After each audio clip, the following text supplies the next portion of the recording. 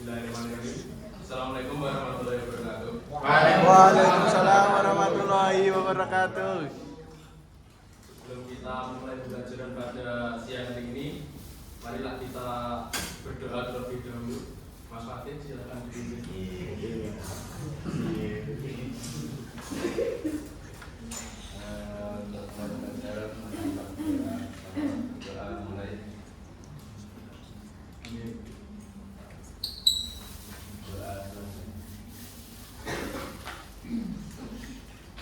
Oke, sebelumnya anak-anak, bagaimana kabarnya hari ini? Alhamdulillah, luar biasa. Allahu Akbar. Sebelumnya hari ini ada yang sakit izin atau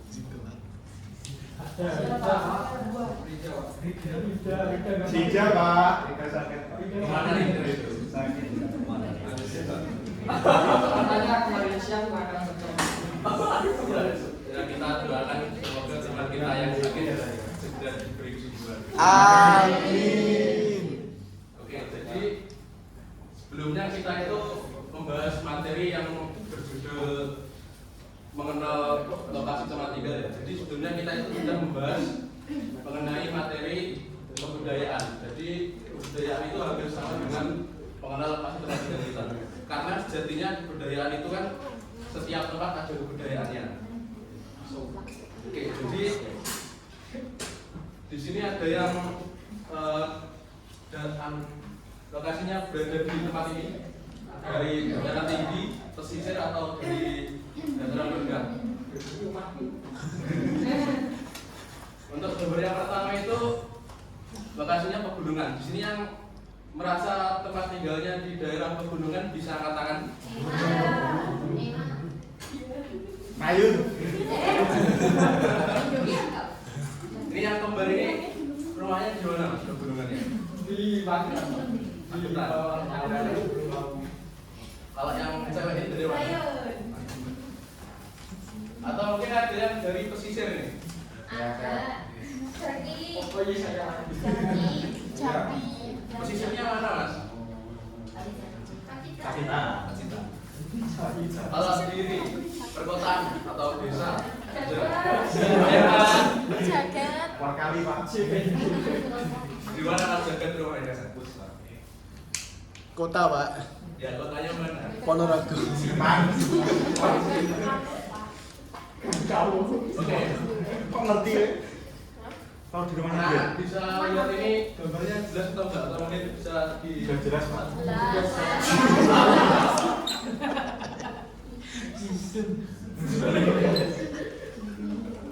Jelas.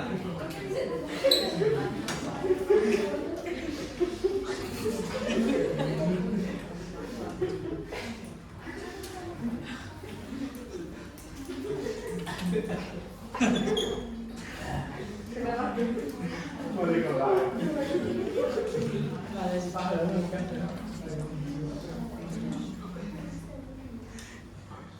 Oke, ini saja.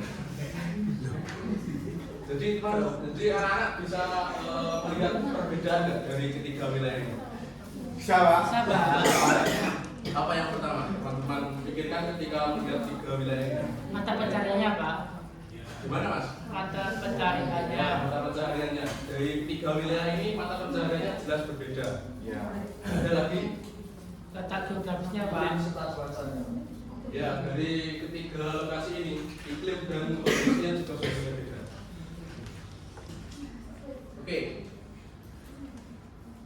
Setiap lokasi itu memiliki ciri khas dan potensi berbeda dan tantangannya yang dihadapi berbeda. Contohnya kalau di wilayah pegunungan itu ciri khasnya udaranya mesti sejuk. Ya. Kalau potensinya itu mesti perkebunan dan tantangannya ya bisa jadi akses jalan ataupun sering terjadi bencana alam seperti longsor. Oke, next. Jadi kita bahas ke wilayah dataran tinggi terlebih dahulu. Untuk ciri khasnya udara sejuk dan cenderung dingin. Bagaimana Mas Kembar tadi di rumahnya udaranya bagaimana? Sejuk atau enggak? Oh dingin. Cool. Kemarin sudah Dingin ya langsung berhenti. Untuk yang kedua tanahnya subur dan cocok untuk pertanian. Bisa dilihat itu ada perkebunan ya sebenarnya, pertanian juga bisa. Untuk yang ketiga, berada pada ketinggian di atas permukaan laut atau MDPL. Untuk yang keempat, banyak terdapat perbukitan dan pegunungan. Ini sudah jelas loh ini. Untuk yang terakhir, cocok untuk perkebunan teh, kopi, dan sayur.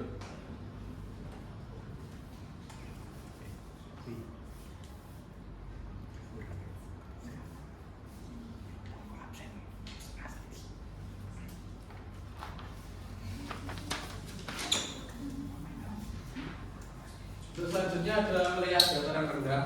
Jadi ciri khasnya wilayah dataran rendah itu terletak pada ketinggian rendah atau dekat permukaan laut, berarti di bawah MDPL. Untuk yang kedua, udaranya itu cenderung panas. Ya, seperti yang bisa kita rasakan ya, di Ponorogo itu pasti panas. Yang ketiga dan yang keempat, cocok untuk permukiman dan kegiatan perdagangan.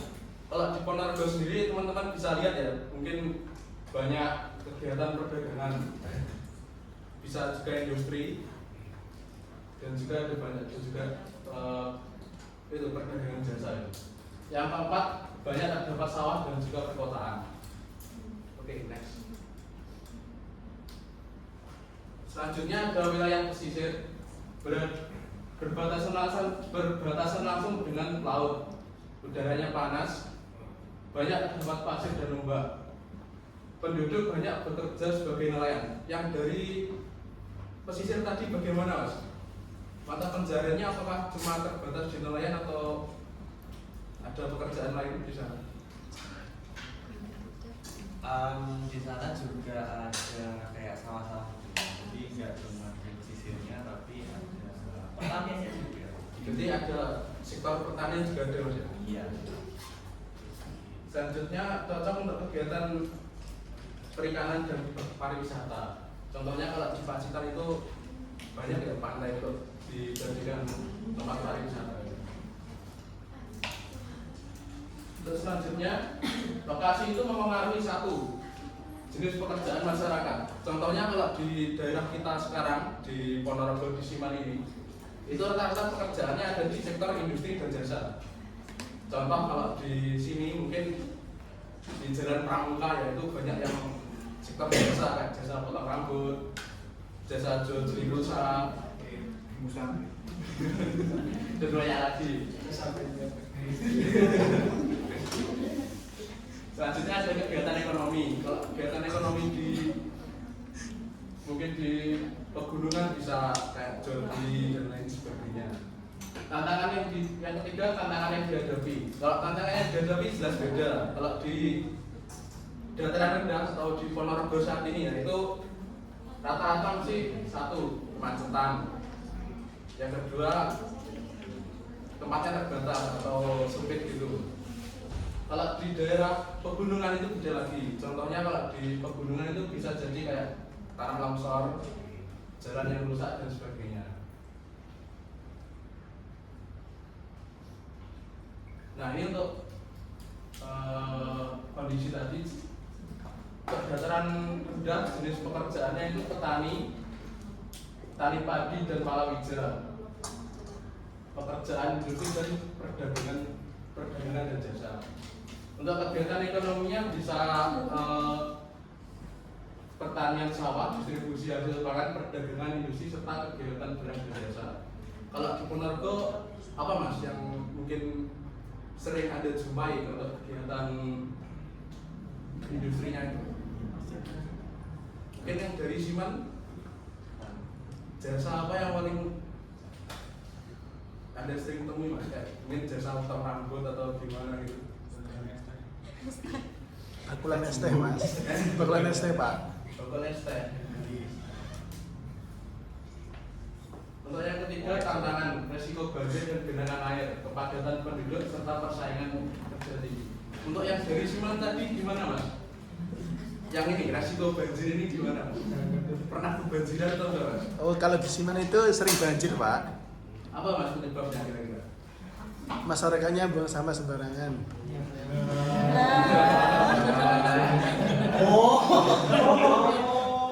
Kalau itu bisa disimpulkan SDM-nya Mas yang bermasalah.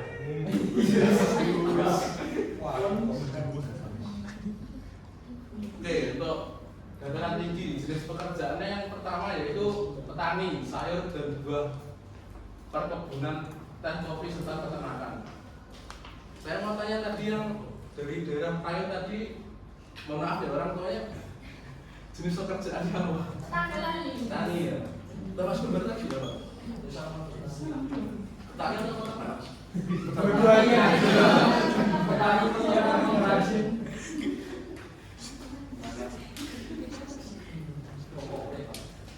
Oke, selanjutnya ada kegiatan ekonomi.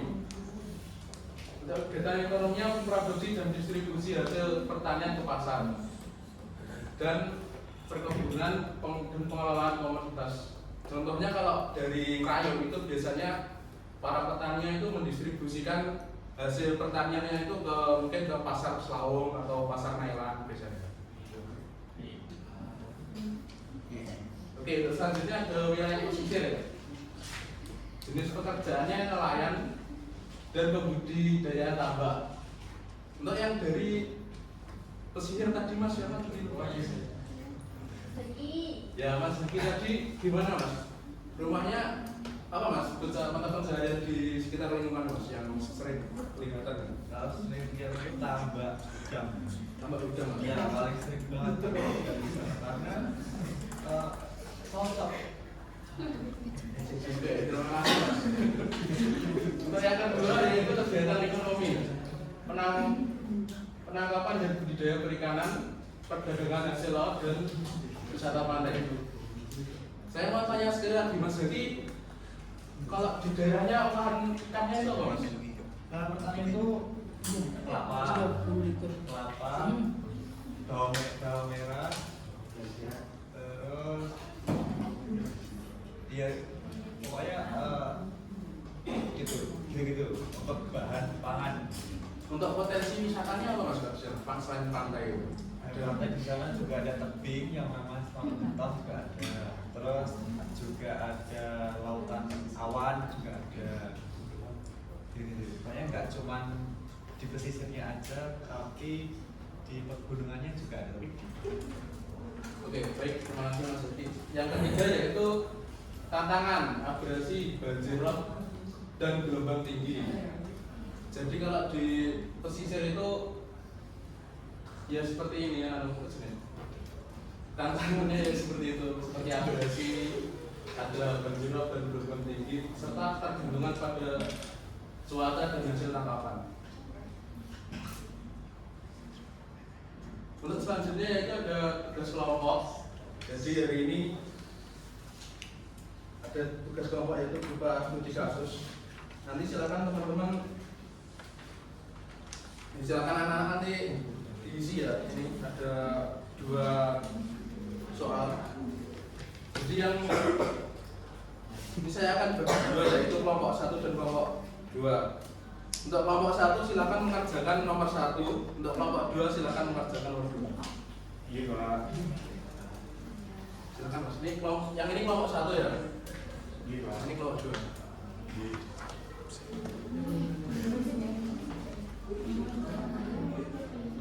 Untuk yang soal pertama yaitu kelompok 1. Wilayah A terletak di pegunungan dan udaranya sejuk. Lahan miring dan banyak perkebunan. Mayoritas penduduk bekerja sebagai petani sayur. Jalan menuju pasar memakan waktu yang cukup lama. Jadi wilayah A itu terletak di pegunungan. Potensinya yaitu terletak pada pertanian. Nah, problemnya itu terletak pada jalan menuju pasar yang cukup lama. Silahkan nanti ini diisi solusinya untuk solusi untuk kelompok pertama di sini. Sertakan alasan Anda mengapa teman-teman anak-anak memilih solusi tersebut. Untuk yang wilayah B atau kelompok 2, wilayah B berada di pesisir pantai dengan udara panas dan banyak perahu nelayan dan pasar ikan yang ramai. Mayoritas penduduk bekerja sebagai nelayan. Saat musim ombak besar, nelayan sulit melaut. Jadi wilayah B itu terletak di pantai dan mayoritasnya bekerja sebagai nelayan. Saat musim ombak besar, nelayan itu sulit melaut. Jadi silakan nanti kelompok B isi yang ingin solusi wilayah B dan sertakan alasannya. Saya kasih waktu sekitaran 2 menit, silakan diisi nanti dipresentasikan.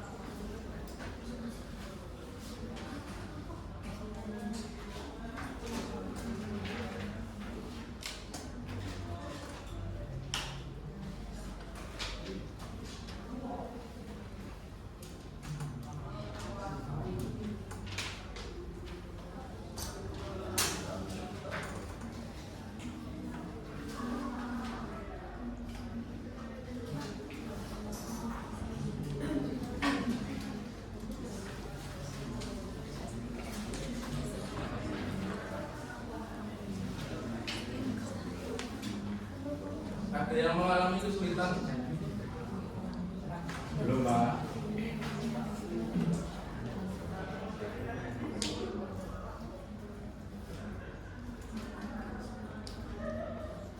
Waktunya tinggal sedikit lagi, segera disiapkan salah satu dari kelompok untuk menjadi perwakilan maju ke depan.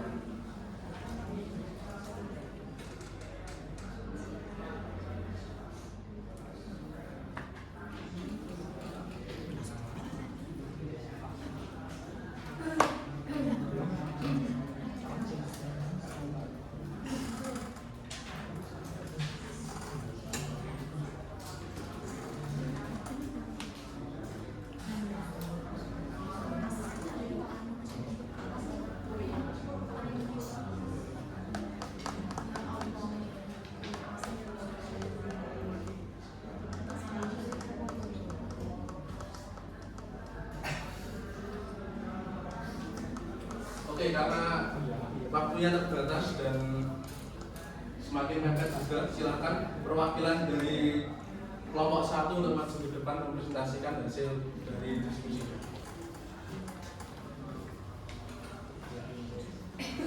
Silakan, Mas.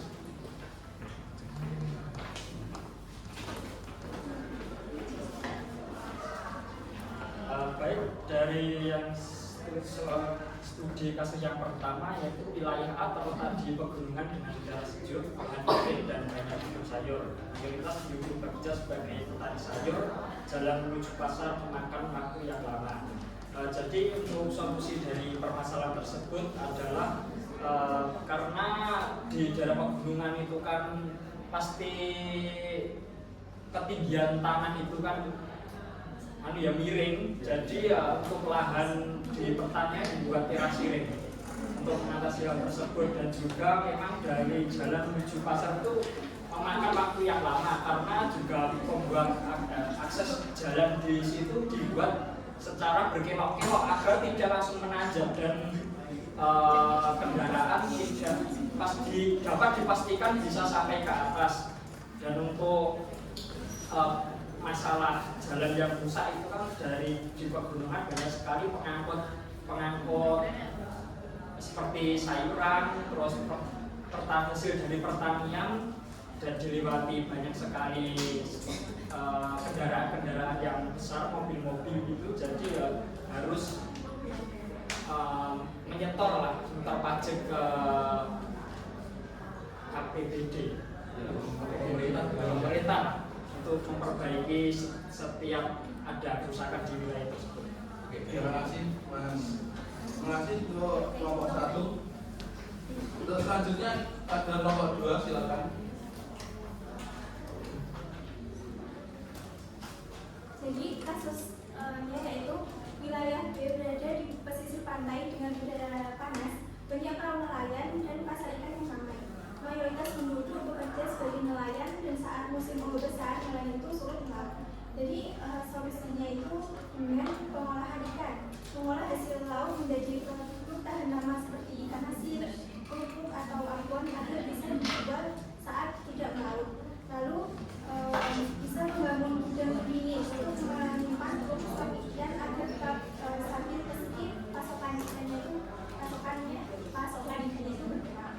Lalu menyediakan dana darurat atau simpan pinjam untuk selama musim paceklik atau bisa diadakan operasi nelayan. Jadi mengalihkan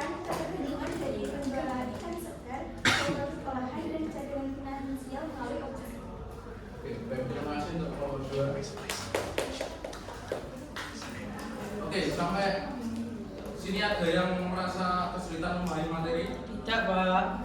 Oke, kalau gitu karena waktunya sudah semakin mepet juga, marilah kita tutup pembelajaran pada siang hari ini dengan bacaan Alhamdulillah. Alhamdulillahirrahmanirrahim.